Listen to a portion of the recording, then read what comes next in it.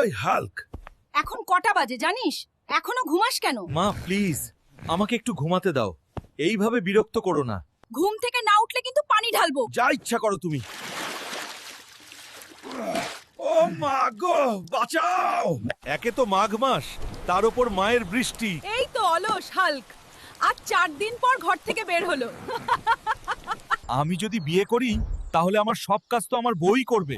মা দেখো, তোমার কাজ করার জন্য তোমার জন্য বউ আনলাম।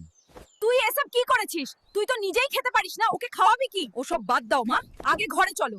এবার আমাকে আর কেউ ঘুম থেকে তুলবে না। ওই হাল্ক, উঠো, কাপড়গুলো কেচে নিয়ে আয়। শালা, বিয়ের আগেই ভালো ছিল, এই বউ তো আমাকে কাজ করিয়ে করিয়ে মেরে ফেলবে। এইবার আর নয়, যাও, আজ রান্নাটা তুমি করো। ঠিক আছে গো, করছি। রাগ করো না। ওই দেখ, এইবার হাল্ক তার বউয়ের কাছে পুরো জব্দ হয়ে গেছে। ভিডিওটা ভালো লাগলে লাইক, শেয়ার আর কমেন্ট করো, আর চ্যানেলটা সাবস্ক্রাইব করতে একদমই ভুলবে না।